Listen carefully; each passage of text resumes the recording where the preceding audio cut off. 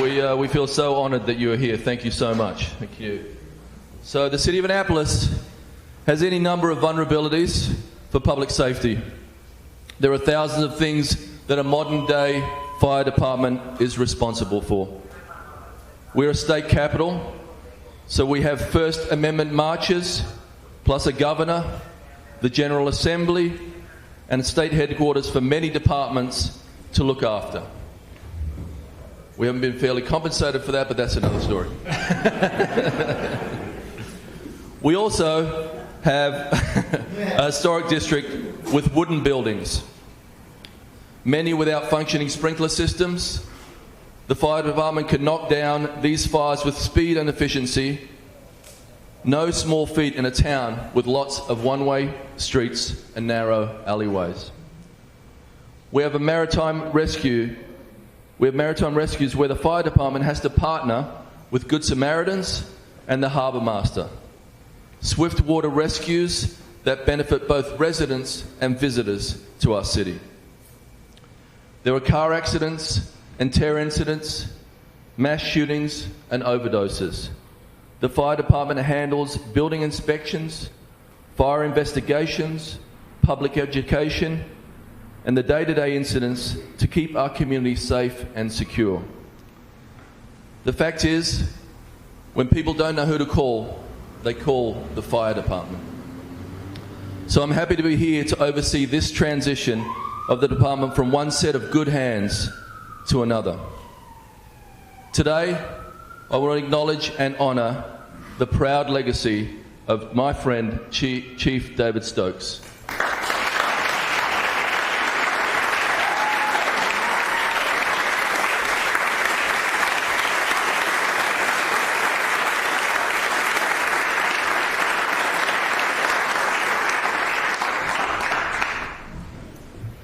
One of the biggest accomplishments that is felt in the wallet of every Annapolitan is getting the ISO rating from a Class 3 to a Class 1. That means that the Annapolis Fire Department is rated as one of the top 400 fire companies in the nation. That's among 30,000 departments. Any person who has a residential or business interest in the city sees that in their insurance premiums. But peace of mind for city residents is probably the most important element the ISO rating gives. Residents can rest assured that the fire department has the personnel and the resources to quickly respond. We should all be thankful for that. Beyond that, Chief Stokes was instrumental in forward hiring and progressive-looking personnel hiring decisions. Diversity is a mindful enterprise. He promoted the first African-American deputy chief, he promoted the first female battalion chief, and the first Hispanic lieutenant in the city's history. Finally, there have been no firefighters or civilian fatalities due to fire in his 10 years on the job.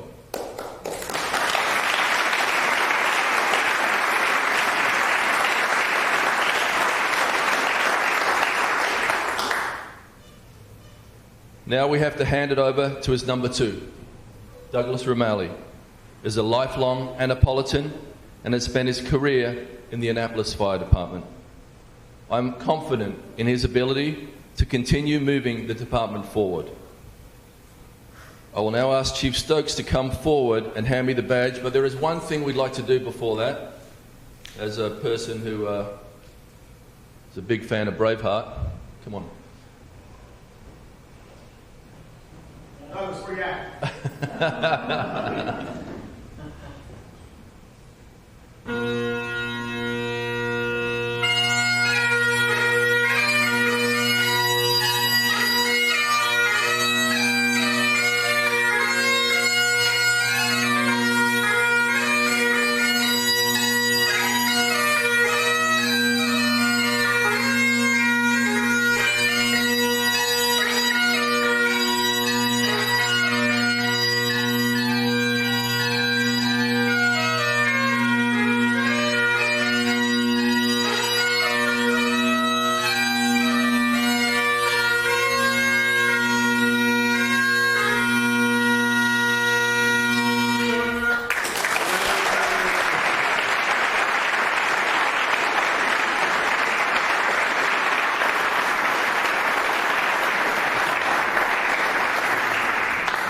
know that brought a tear to your eyes.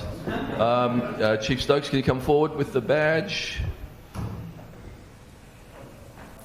And then I would like to ask Debbie to come forward. Chief. What about changing my mind?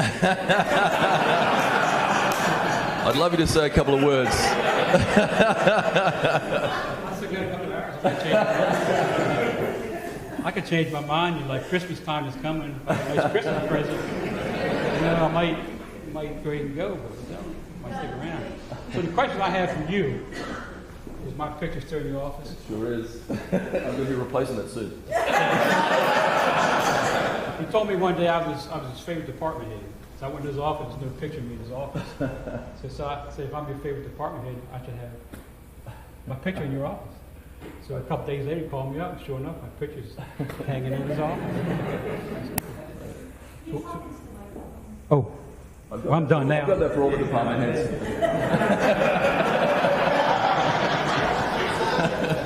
No, this is... I can tell you, before I ran, I asked Teresa, do you know Chief Stokes? Because it's important to me that you guys know each other. And she just laughed at me. So okay, so Debbie, let me take this. Do we have a badge somewhere? I have a badge? I have a badge, so you'll trust me. That's true, cheers. Stay sharp and get hurt. Thank you. Thank you for everything. And I'm going to hand this to you. Thank you.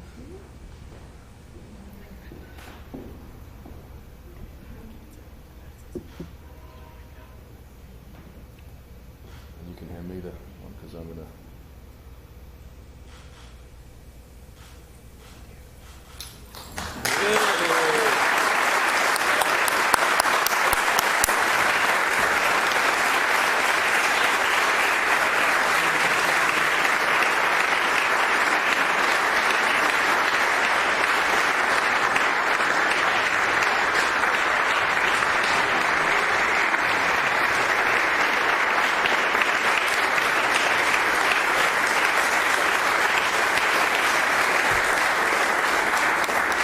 So it's not quite official, so until you repeat after me. I, Douglas O'Malley, do swear do swear and affirm as the case may be and affirm as the case may be that I will support the Constitution of the United States that I will support the Constitution of the United States, and that I will be faithful and I will be faithful and bear true allegiance and bear true allegiance to the state of Maryland to the state of Maryland, and support the Constitution and laws thereof, support the Constitution and laws thereof, and that I will, and I will, to the best of my skill and judgment, to the best of my skill and judgment, diligently and faithfully, diligently and faithfully, without partiality or prejudice, without partiality or prejudice, execute the office of Fire Chief, execute the office of Fire Chief, according to the Constitution according to the Constitution and laws of this state and laws of this state, and the Charter and Code of the City of Annapolis. and the Charter and Code of the City of Annapolis. Congratulations.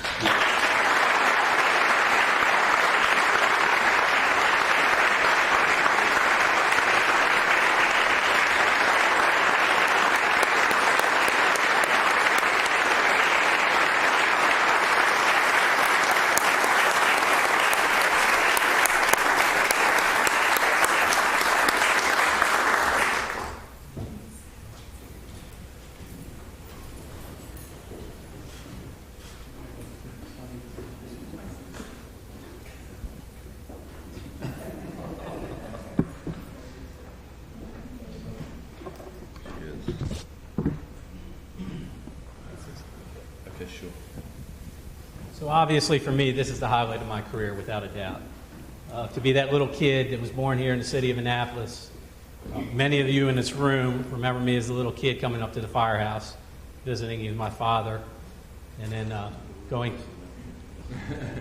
I'm loud enough. I think they can all hear, trust me. So visiting all the ball tournaments with the fire department softball team, and then to move up to becoming a volunteer firefighter at the age of 16 with the Eastport Volunteer Fire Company, where this all started, moving up through the ranks of the Annapolis Fire Department to the point where Chief Jerry Smith the late Jerry Smith promoted me to deputy chief.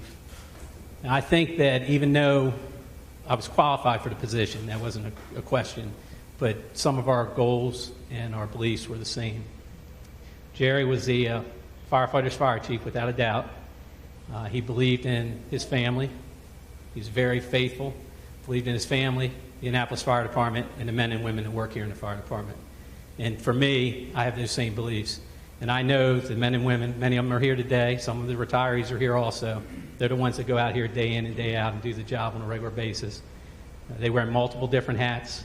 They have multiple specialties. And they see things that sometimes nobody should ever have to see, but they do it day in and day out. And I want to thank them for working alongside of me, being friends, and I'm very proud to be the 6th Fire Chief for the City of Annapolis. So I thank you very much for being there. I couldn't do it alone. Obviously, my wife was here, my son Douglas. My other 2 sons, Brian and Kyle, are away at college. They wanted to come back. I told them, no, get your education. This is all good. They can watch it. But I couldn't do it without them, because throughout my career, they stood side to my side with me. I've learned a lot with a lot of people, from a lot of people within the department. I can't name everybody that's helped me throughout my career. Chief Stokes, he came in just under 10 years ago. He took our fire department, which is a fantastic fire department, and pushed us to even be better. So being able to push us for the ISO class ratings and some of the requirements that he put in front of us and the responsibilities he gave me, I got to thank him and his wife for that.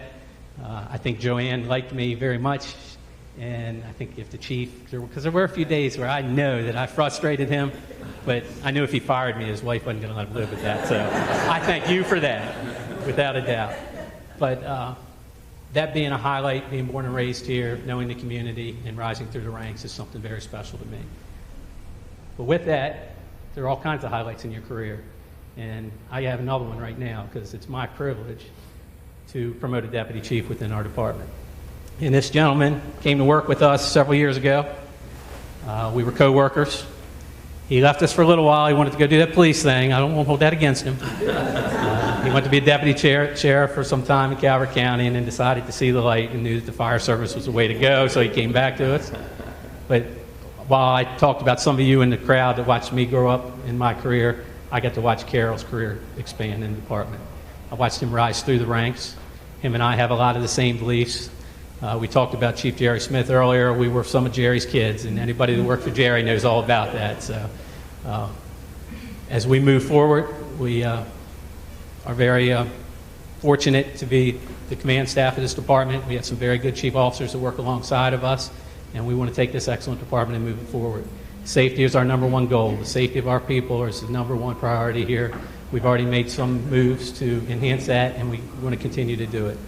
But it is my privilege to promote Carol Spriggs, Deputy Chief, and I would ask the Mayor to swear him in. Yes, please. Thank you. Please come forward.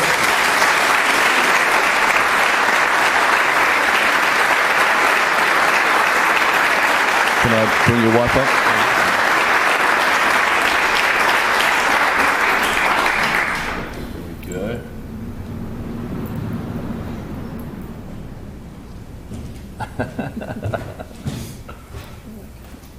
Hey.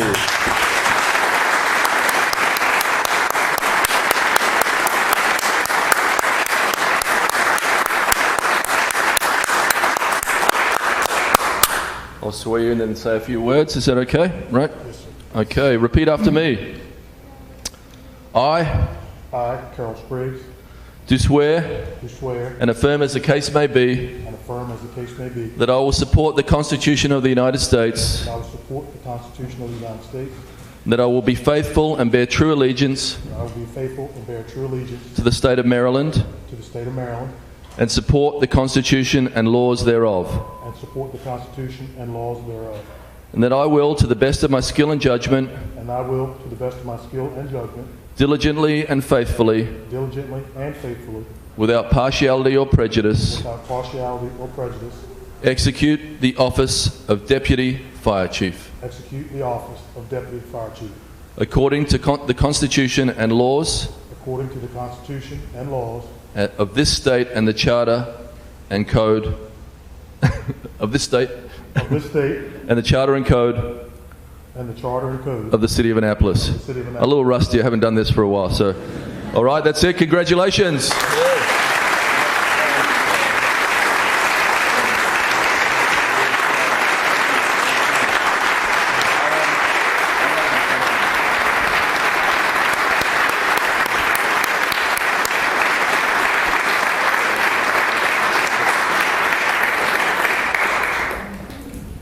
Thank you so much. I really didn't prepare the speech, but I can't thank you all enough for coming out to support the chief and I.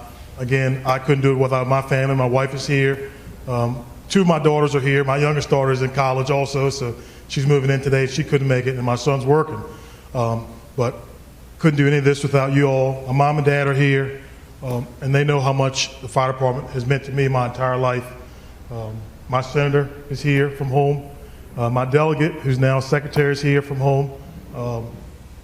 The gentleman that I've done so much with the legislation are here from the state, and our district vice president for the internationals here. It's just a tremendous honor for me to serve as the deputy fire chief, and I look forward to great things with you all. Thank you so much.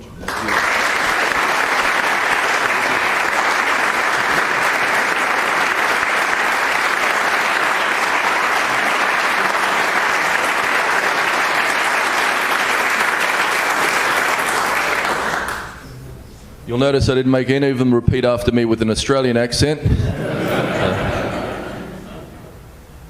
So I want to thank everybody here. I want to thank you all for your sacrifice, for the sacrifice of your families, for what you've done for this city, to make this city one of the best places in the country to live and one of the safest places. So thank you all. Thank you.